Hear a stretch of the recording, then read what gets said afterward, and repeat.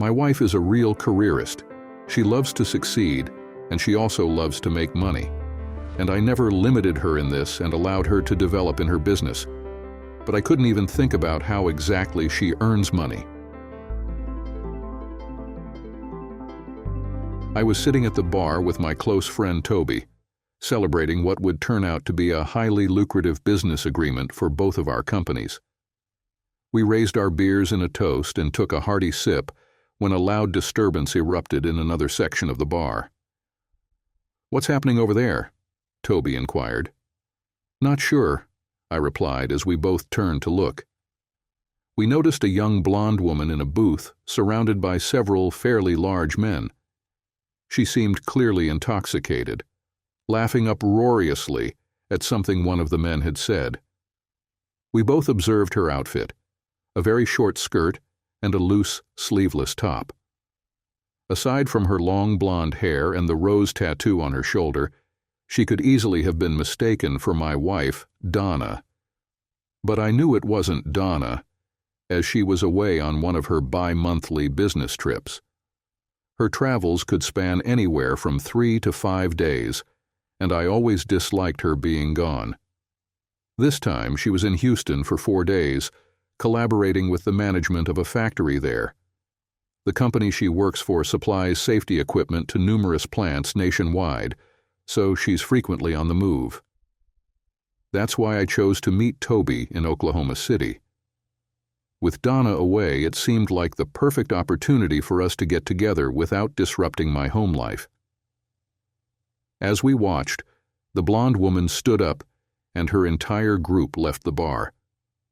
They walked right past us, her arms linked with a man on each side, one African American and the other Hispanic.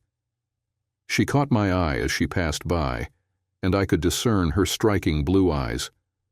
They all chuckled as they exited the establishment and headed out the door. "Are you all right, Bob?" Toby inquired after they had left. "By the way, that's me, Bob Carson, the head of product development at Riker Industries in Denver, Colorado.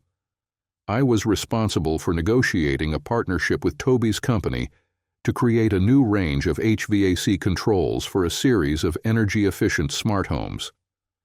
With the growing focus on environmental sustainability and green initiatives, this collaboration would be beneficial for both our organizations.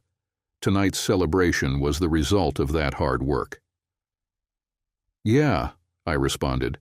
"It's just, that woman reminds me a lot of my wife, Donna."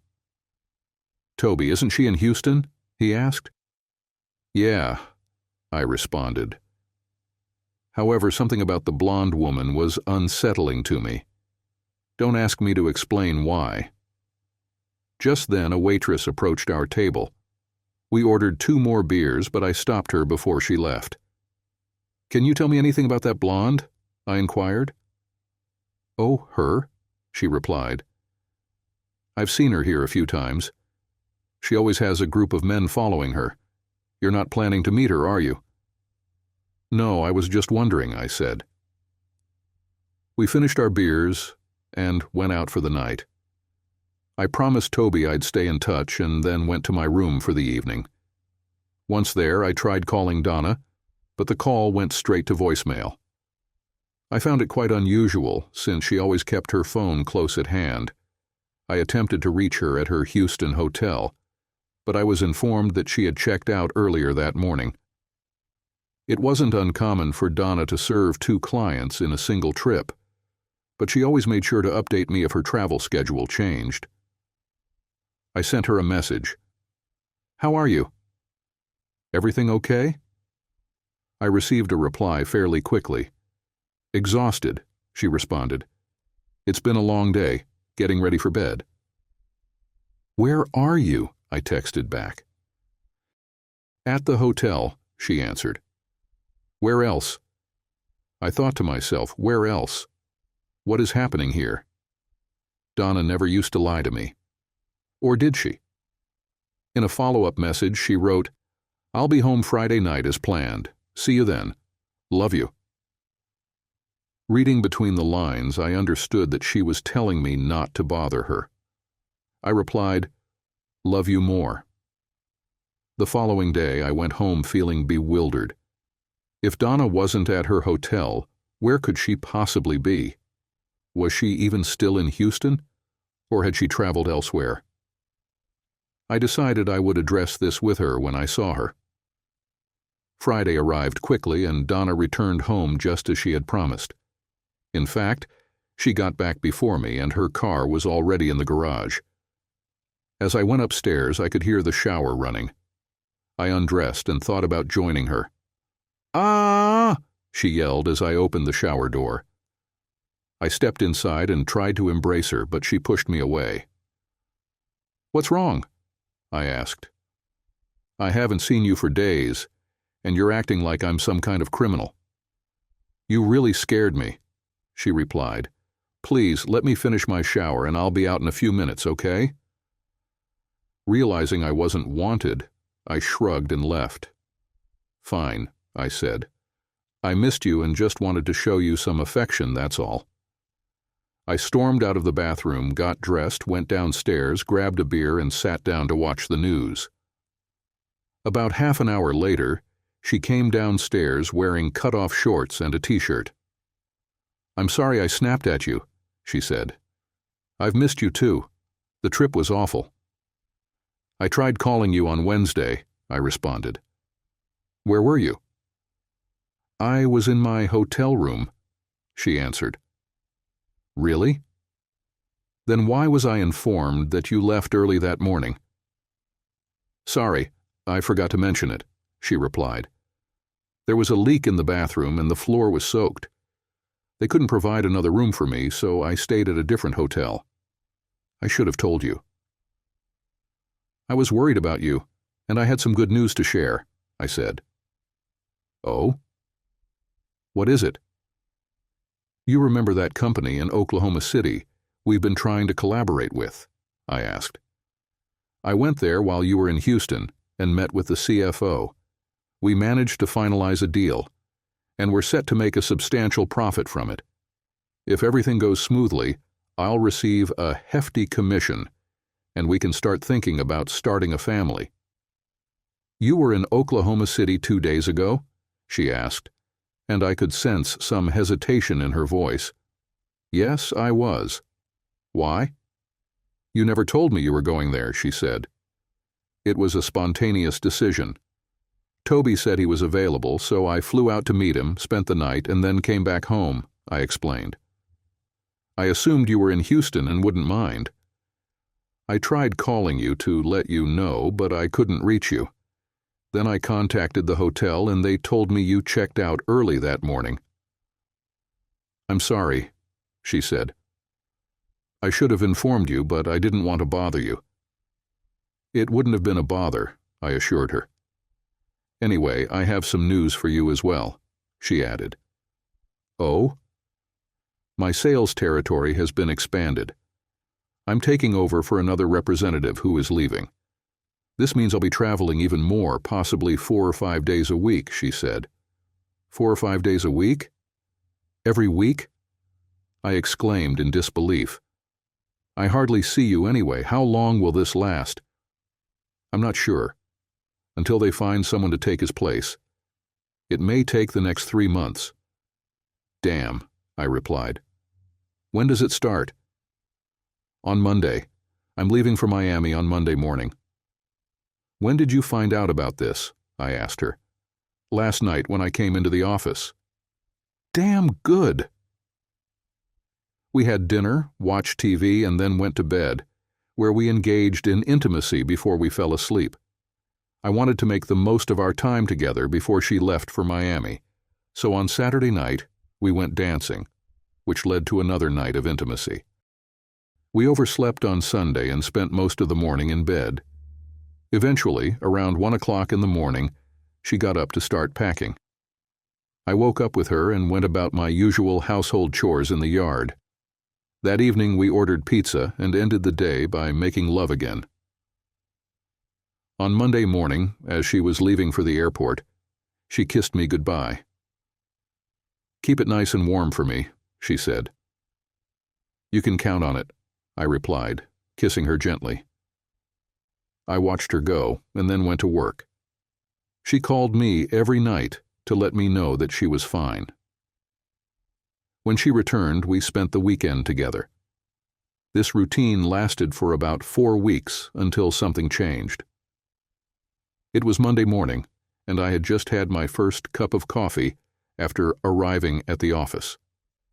Donna left for New York on Sunday, saying she needed to be there early Monday morning. She also mentioned that the trip would last at least 5 days, possibly longer. It wasn't very pleasant for me, but she assured me that everything was fine and that we would win if everything went smoothly. After drinking a second cup of coffee, I returned to the office. Suddenly, I needed to go to the bathroom urgently, so I headed to the men's room. It was there that I experienced intense pain unlike anything I had ever experienced before.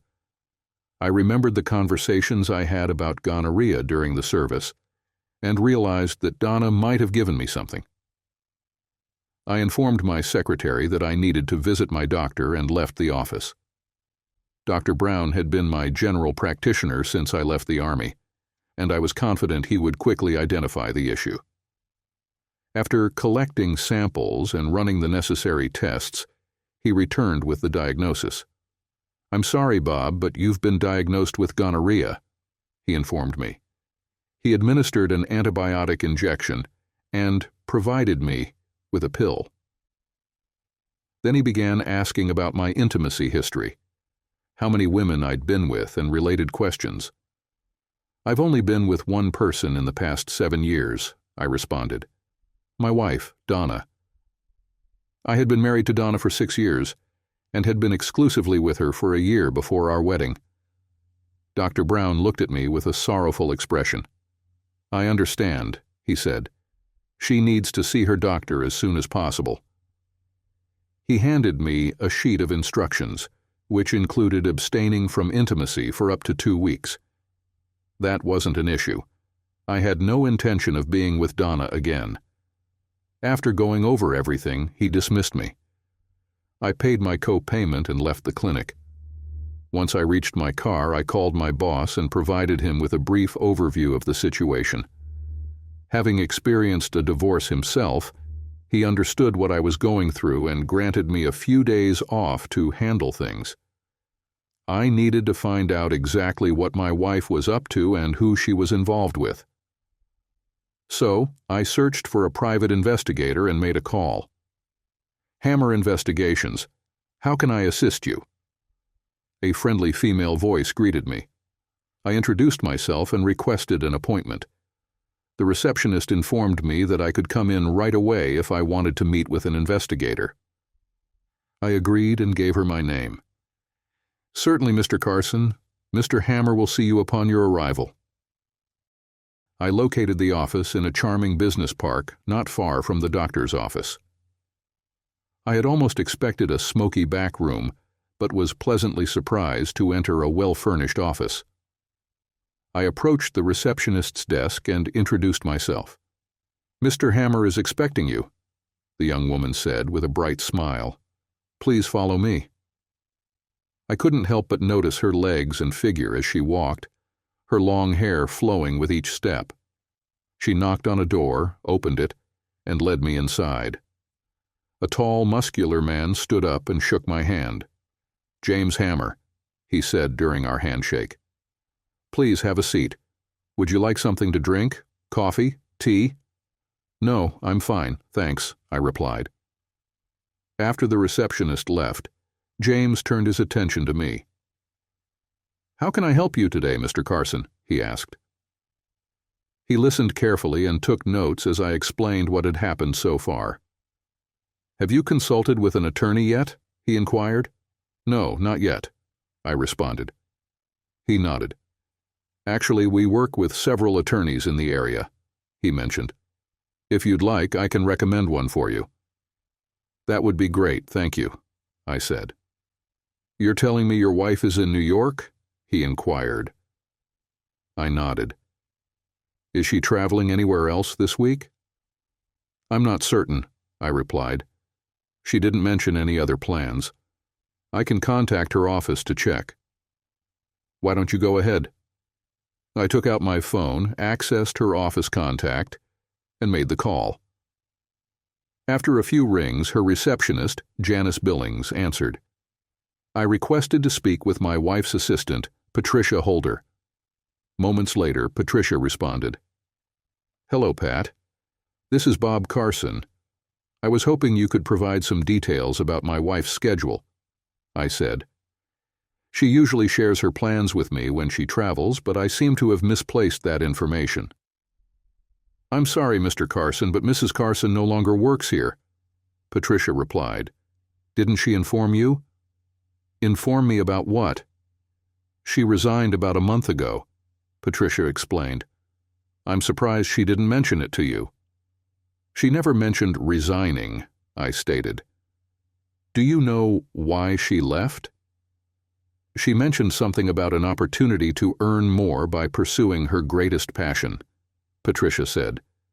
Did she tell you the name of her new employer, Patricia? No, she didn't, Patricia responded.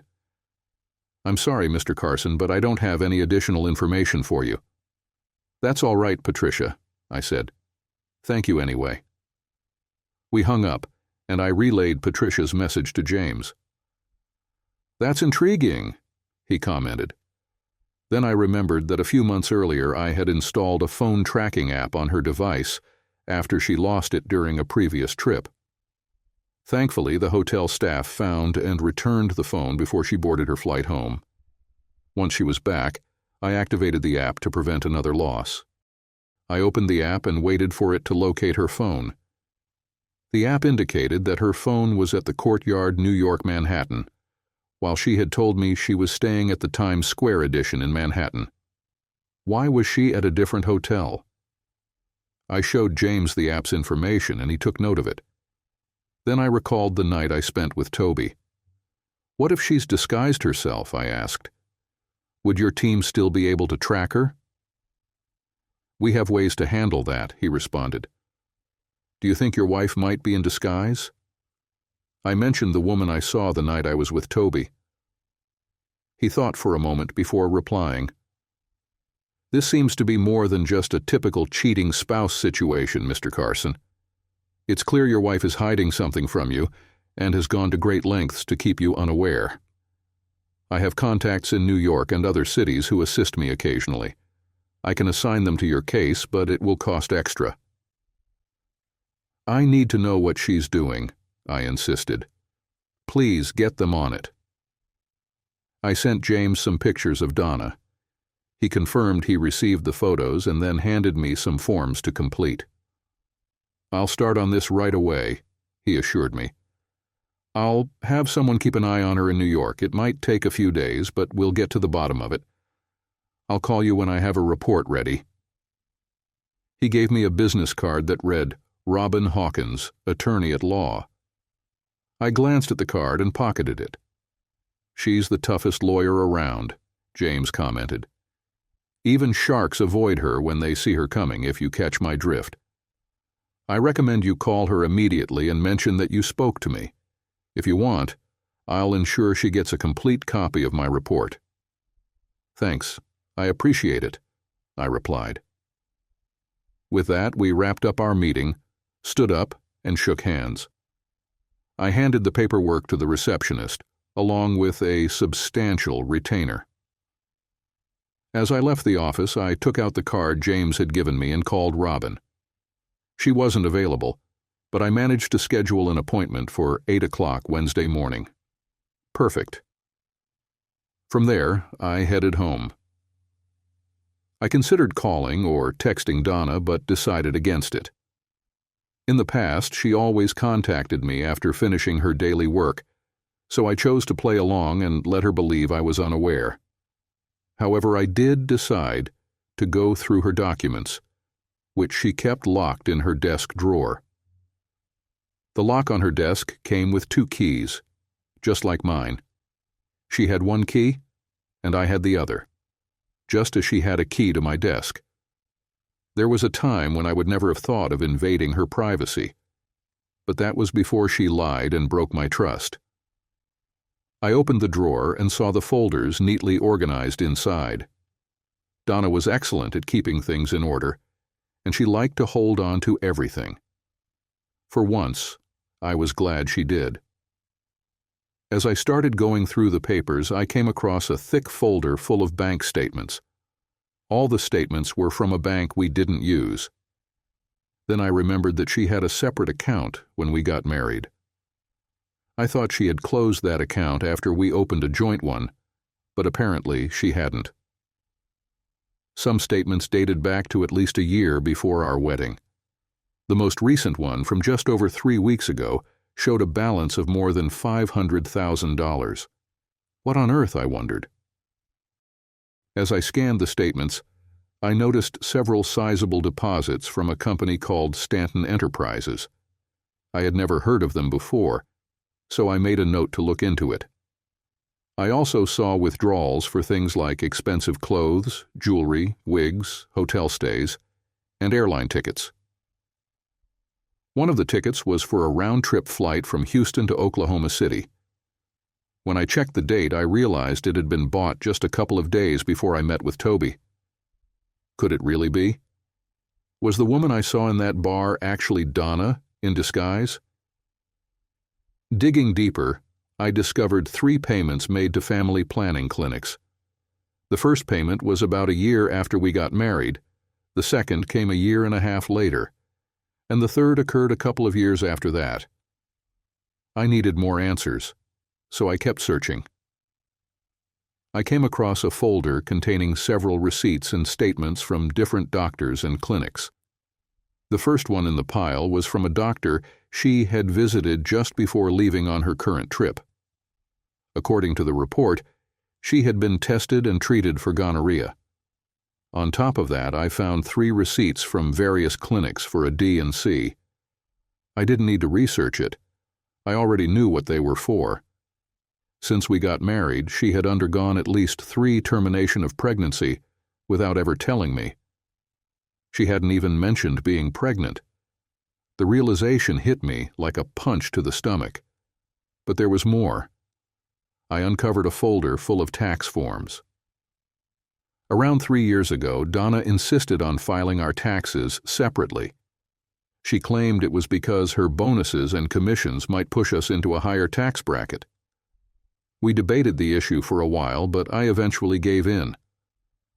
Now I understand the real reason she wanted to do it. Along with her 1,040 forms, which revealed she was earning much more than she had indicated, I also discovered 1,099 forms from a company named Stanton Enterprises. The most recent form showed she had received a considerable sum of money from them. But for what exactly? Another folder provided a clue.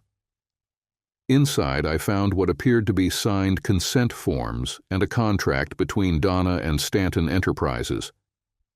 Although I didn't fully grasp the legal terminology, I understood the main points. It seemed Donna had agreed to appear in at least 5 full-length adult films each year for 5 years. The contract had been signed, notarized, and dated just over 3 years ago. Alongside Donna's signature was another one from Harold Stanton, the president and CEO of Stanton Enterprises. I took the folders to the copier, made copies of everything, and placed them in a separate folder to give to the attorney. I scanned the more incriminating documents into a PDF file and saved them to a flash drive. My plan was to send those to James via email. After putting everything back in her drawer and locking it, I felt I had gathered enough evidence, though I still needed more context. Had she been unfaithful throughout our marriage? And where was all this extra money coming from? Without access to her emails or text messages, I was at a disadvantage. I emailed the files to James and gave him a call to inform him. He thanked me and said he'd review everything and see what he could uncover.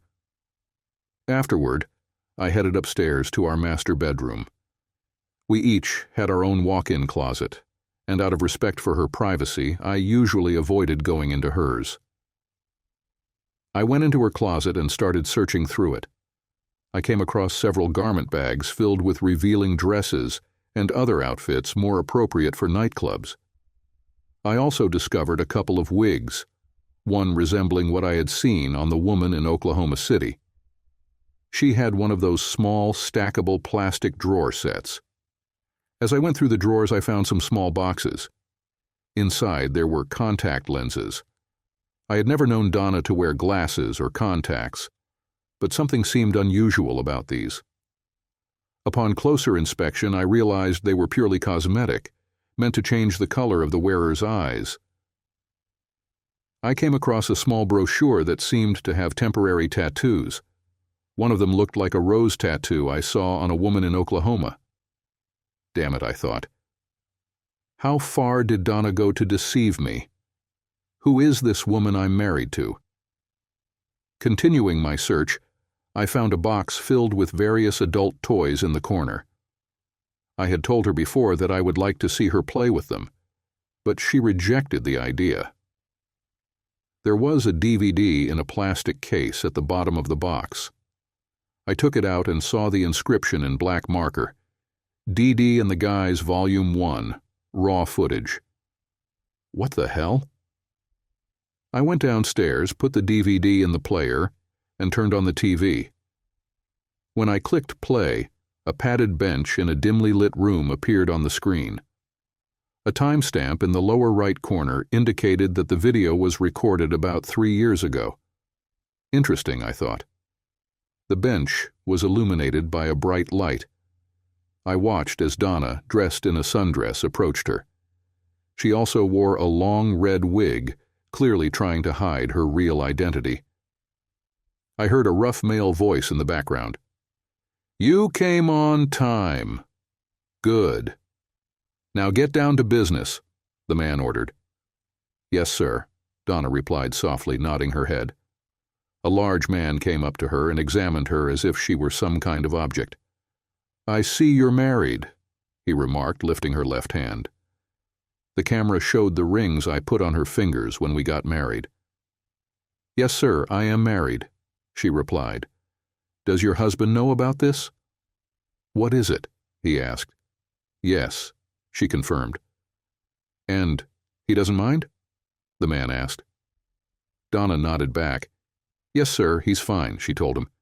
"He knows he can't satisfy me, so he told me to find someone who could meet my needs." "What?" I yelled at the TV. "I've never said anything like that." Then I realized that maybe she was acting according to the script. "All right, sit on the bench," he ordered. Donna obeyed and settled down on a padded bench. "Well, it's time for you to meet the rest of the guys," he said, signaling to the others. Soon, several men gathered around her. "Looks like a great catch," one of the men said. "And married, too," the first man added. "How about sending her home with a special gift for her husband?" The others laughed and took it as a challenge. And what started next is a real horror. It lasted until she was with all of them. When it was over, they began to rest, and the following conversation ensued. "Well, guys, what's the verdict?" "What is it?" the first man asked after everyone had taken their seats. "Are we going to leave her?" "Yes, let's leave her," one of the men replied. The first man put a piece of paper on the bench and handed her a pen. "Sign here," he said. "That makes you ours. From now on, you obey us. Understood?" "Yes, sir," Donna replied, writing something down on a piece of paper. I knew the sheet was clean, but it didn't seem to matter. When the scene ended, the camera zoomed in on her face. "I'm sorry, honey," she said. "I belong to them now. Goodbye." The video went dark, and I pulled out the DVD. To say that I was shocked would be an understatement. I was crushed. I cried, screamed, and screamed incessantly. How could she do this to me? To us? At that moment, I realized that whatever love I once had for her was gone, replaced by a searing hatred. I wanted her out of my life completely, dead, erased forever. I needed to escape, So I cleaned myself up and headed to the Hitching Post, a bar and grill I occasionally liked to visit. I ordered a beer and a burger, sitting down to reflect on what had gone wrong in my marriage. I agonized over what I could have possibly done to make Donna behave the way she was. I had always treated her with kindness and respect. From the start of our relationship, I showered her with love, often surprising her with flowers or cards just to show I cared. I believed we had a fulfilling, intimate life. I was content, and she appeared to be as well. Cheating on her never crossed my mind. I would never hurt her that way. So why was she doing this? After finishing my burger, I glanced at the time, 4 p.m. An idea came to me, so I called Robin Hawkins' office. After what I had uncovered, I knew I wouldn't be able to relax until the divorce process began. I listened to the receptionist's greeting, then made my request. "Let me check, Mr. Carson," she said. "It looks like there's been a cancellation, and Ms. Hawkins is available at 8 a.m. tomorrow. Would that work for you?" "Definitely," I replied. "All right, I'll update your appointment now. She'll see you first thing in the morning." "Thanks," I said. "I'll see you then." That eased my mind a bit. Shortly after the call, my phone rang. It was Donna. I hesitated to answer, but decided to pick it up. "Yeah," I said as I answered. Bob, it's Donna," she said, sounding a bit surprised by my blunt greeting. "Is everything okay?" "Not really, Donna," I said. "I've had a terrible day. What's up? It's a bit early for you, isn't it?" "Well, not too early," she replied. "I'm in New York, remember? I just wanted to touch base and let you know that I'll be having dinner and then be busy with clients this evening." "Thanks for letting me know," I said. "How's everything going?" "Actually, quite well," she said. "The deal we're working on looks like it'll be really good for our bottom line." "That's great," I told her. "Bob, are you sure you're okay?" she asked, sounding concerned. "I'm worried. You don't sound like yourself." "I'm just not feeling great right now," I said. And that wasn't a lie. The thought of her was making me feel sick. "I'm sorry to hear that. Is there anything I can do?" she asked. I thought to myself, maybe you could fix your own mess. "No, there's nothing you can do," I said. "I think I'll go to bed early. If I'm still feeling bad tomorrow, maybe I'll see someone." "Well, take care of yourself," she said. "I want you in top shape when I get back. I miss you, you know." "Yeah," I responded. "I love you," she said, signaling the end of the conversation. "Me too," I replied before hanging up. I wondered if she noticed I didn't say, "I love you too," but honestly I didn't care. I finished my burger and headed home, where I laid on the couch and watched TV until I drifted off to sleep. I woke up early the next morning, brewed some coffee, took a shower, got dressed, and gathered everything I needed for my meeting with Robin. I arrived a few minutes before 8 o'clock, and they brought me in right away. Robin stood to greet me with a handshake.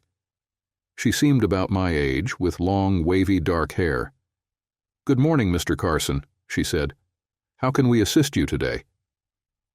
I explained everything I knew and placed a large folder of evidence on her desk.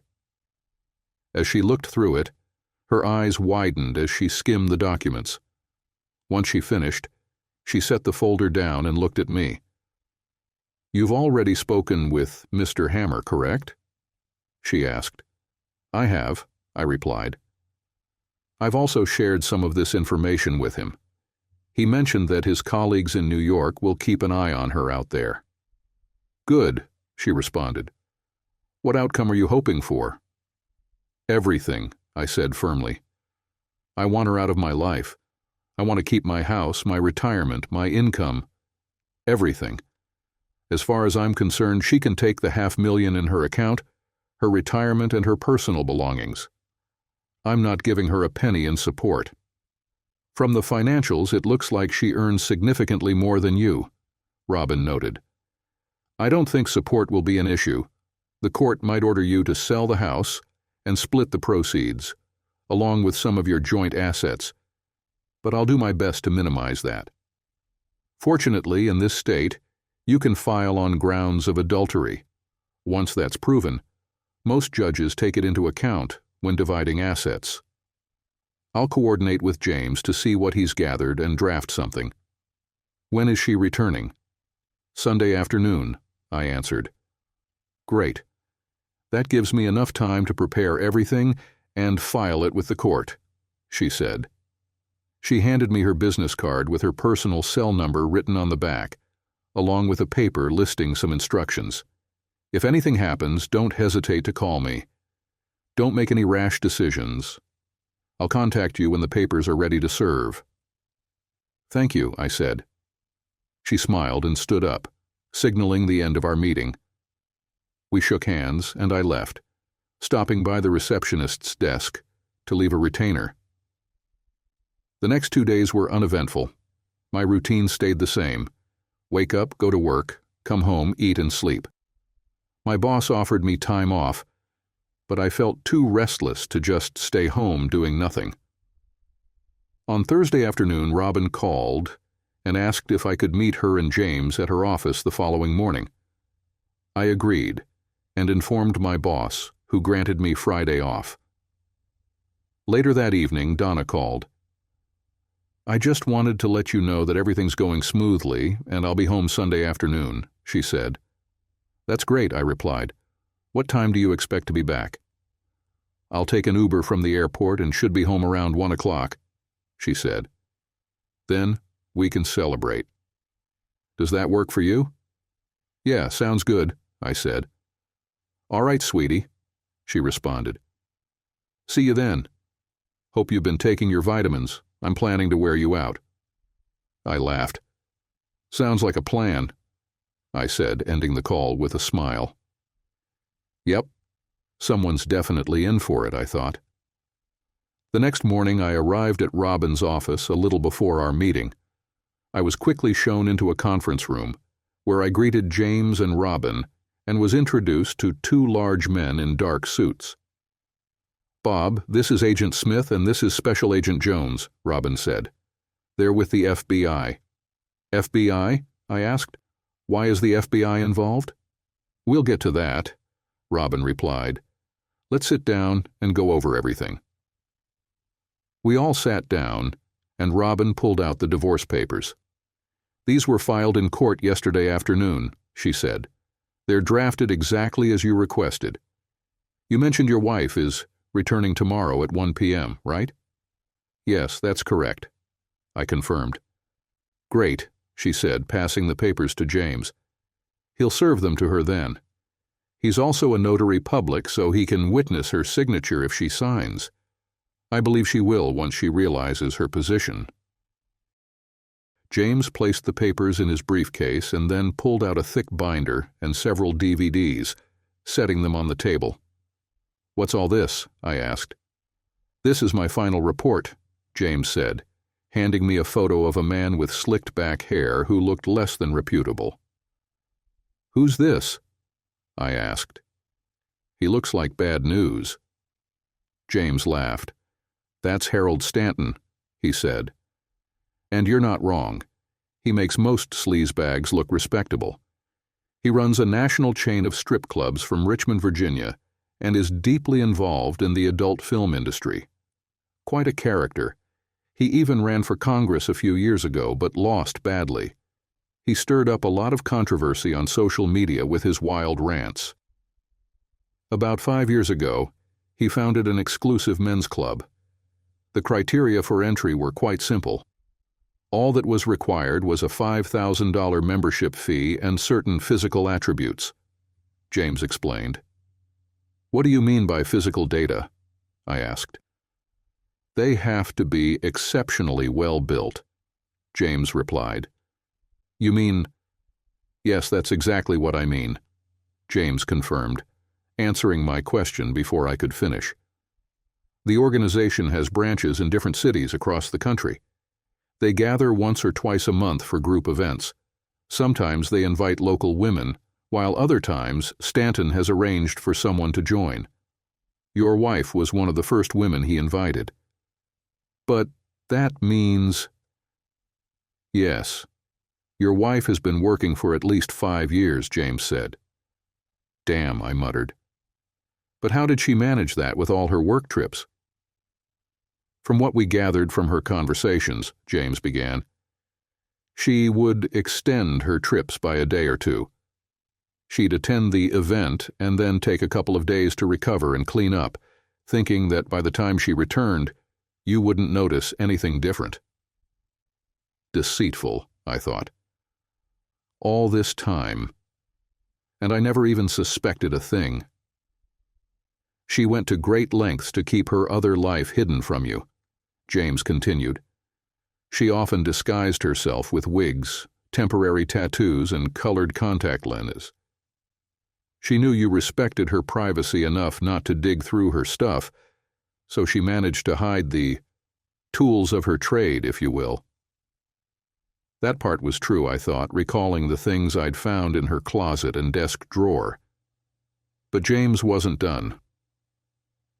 About 3 years ago, Stanton began making money from these monthly gatherings by filming them and selling the videos. Everyone involved got a share of the profits, he explained. Your wife agreed to participate and signed an open-ended contract to produce 5 videos a year. So far, she's made 15 full-length films for Stanton, he added, gesturing toward the pile of DVDs. Stanton posted 5 to 10-minute previews of these videos as advertisements on several adult sites, James said. So far, those clips have been viewed and downloaded hundreds of thousands of times.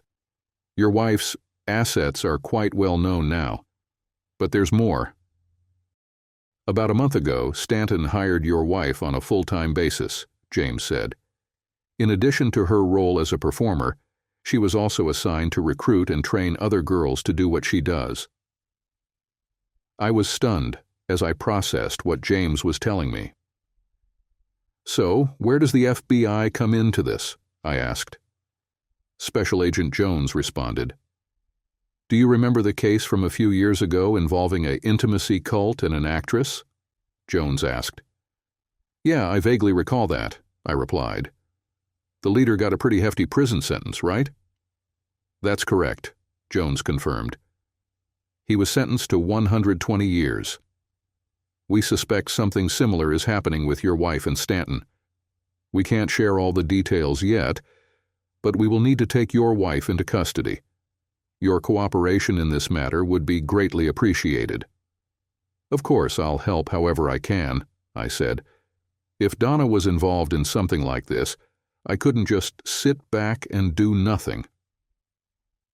What do you suggest we do? We spent about an hour discussing the strategy. I listened as Smith and Jones laid out their plan, and the rest of us gave our input. Finally, we agreed on a course of action. All right, Mr. Carson, Jones said as he stood up. We'll see you on Sunday. Sounds good, Agent Jones, I said, shaking his hand. After saying our goodbyes, I watched them leave. I'm really sorry about all of this, Bob, Robin said. I have to say, this case is beyond anything I've seen before. I can't believe I was fooled for so long, I replied. I feel like a complete idiot. Robin reached into her briefcase and handed me a card. Bob, when this is all over, I think you should talk to someone, she suggested. This counselor is, in my opinion, the best. You should give her a call. I looked at the card and noted the name. Dr. Jamie Bronson. I'll call her as soon as I get home, I promised. Good idea, she said. After shaking hands and gathering the materials James had given me, I headed home. Once there, I called Dr. Bronson and scheduled an appointment for next Wednesday. Then, I got to work on the tasks we had discussed at Robin's office. Sunday, 1:05 p.m., at Bob and Donna Carson's home. It was just after 1 when the door opened, and Donna walked in, carrying a suitcase, her briefcase, an overnight bag on wheels, and a large garment bag. She placed everything down by the couch and smiled at me. But as she noticed what was spread out on the kitchen table in front of me, her smile began to fade. "Take a seat, Donna," I said calmly. "We need to talk." I really need to take a shower and put everything away first," she replied. "Can it wait?" "No, Donna," I responded firmly. "We need to talk now." "But I said sit down now," I yelled. She flinched at my outburst. In all the years we'd been together, I had never spoken to her like that. Slowly, she approached the kitchen table, her eyes scanning everything I had laid out. She pulled out a chair and sat down. "What is all this?" she asked. I ignored her question. "Tell me something, Donna," I began. "That was you I saw in Oklahoma City the week you said you were in Houston, wasn't it?" Her face, initially filled with shock, changed, and the person now sitting before me was someone I no longer recognized. "Yes, it was," she replied calmly. "I was surprised to see you there, and I thought you might do something. It's a good thing you didn't. Those guys would have crushed you. How did you even recognize me?" "It doesn't matter how many times you change, Donna. Or is it D? Your face will give you away."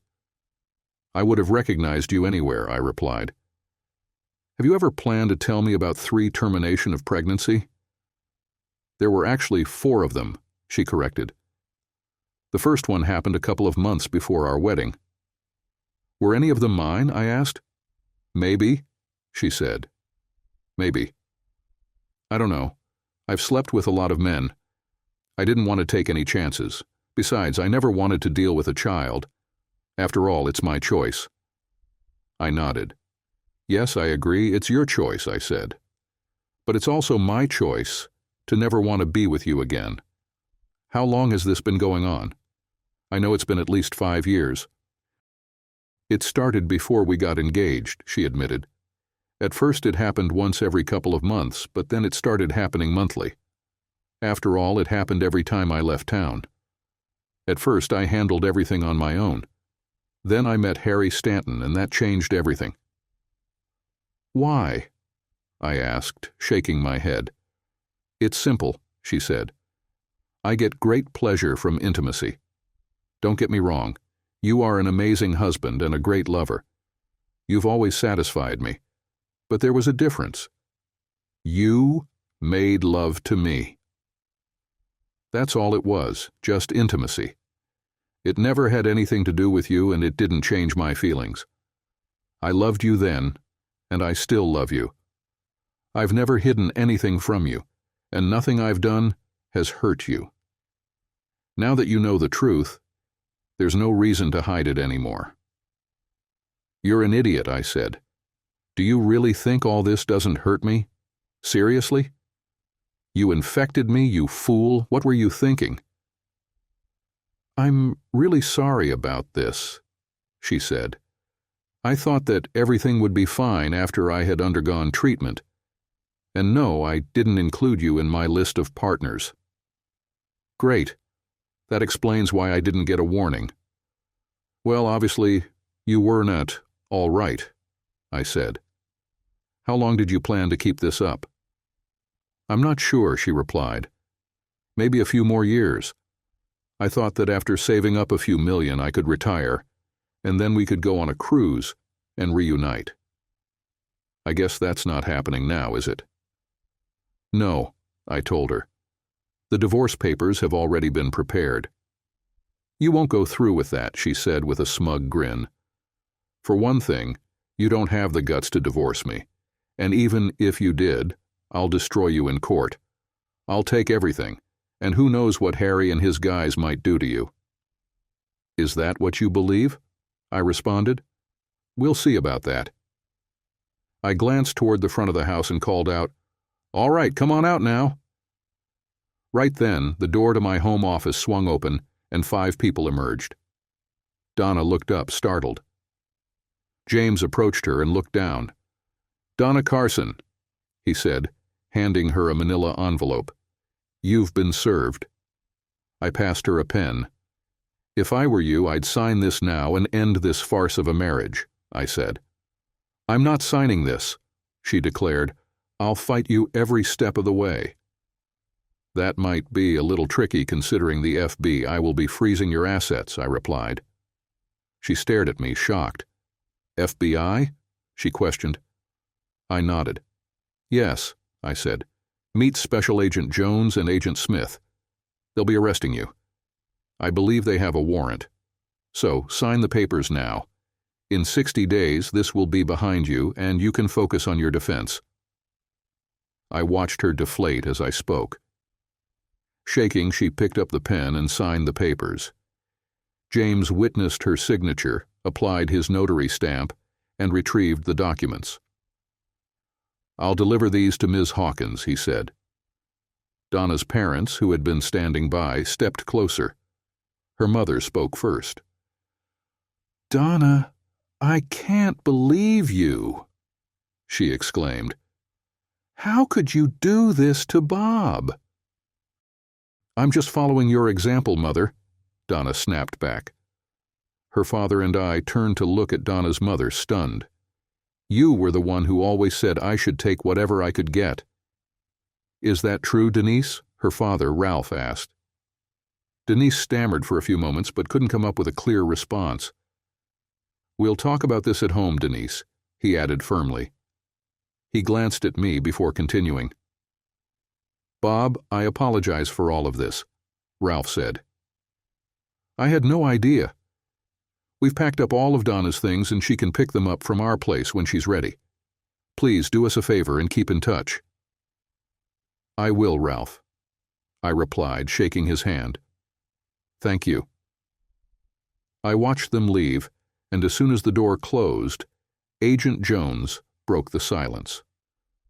"Donna Carson, you are under arrest for conspiracy, racketeering, and intimacy trafficking.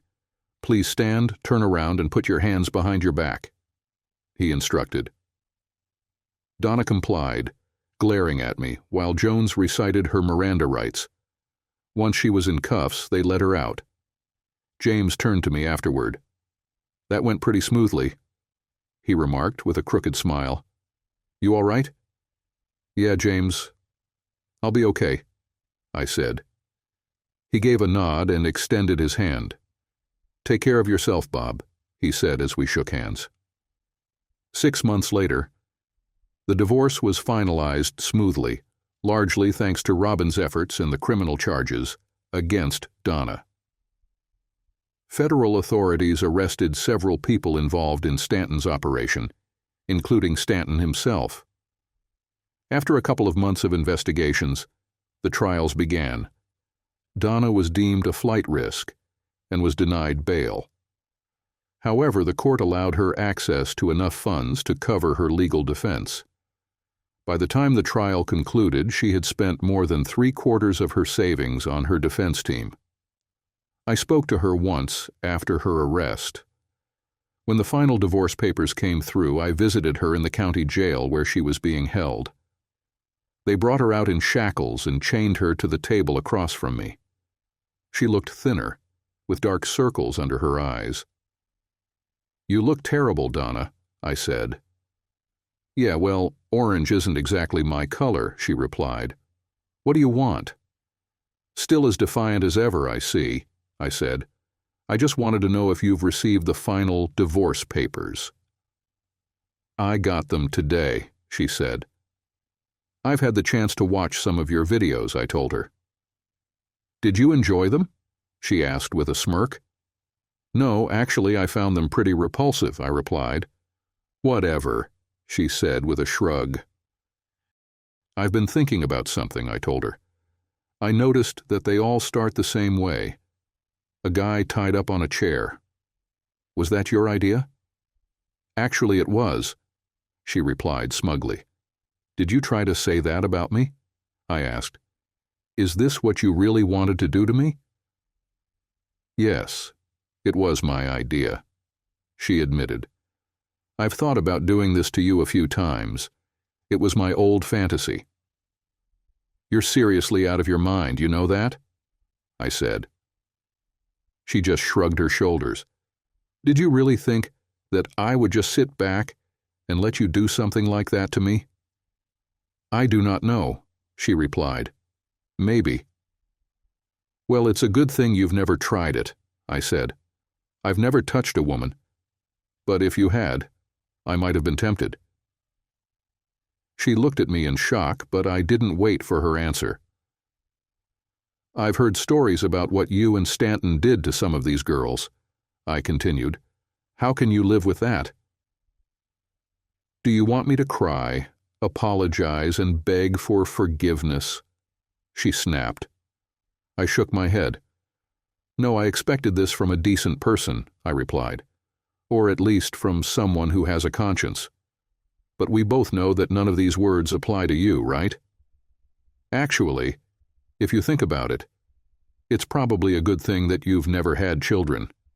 You were a terrible wife, and you would have been an even worse mother." I thought I saw a shadow of sadness in her eyes, but I didn't care, and I continued. "Why don't you do the world a favor and just get it over with?" I suggested it. Her eyes widened. "There are enough problems in the world without you wasting your air." I got up to leave. "My God, I turned you into a monster, didn't I?" she asked. "You really hate me, don't you?" "Did you figure it out yourself?" I retorted. "Yes, I hate you with every cell of my soul. Because of you, I don't think I'll ever be able to love or trust another woman. I hope it was worth it. Enjoy the rest of your miserable life.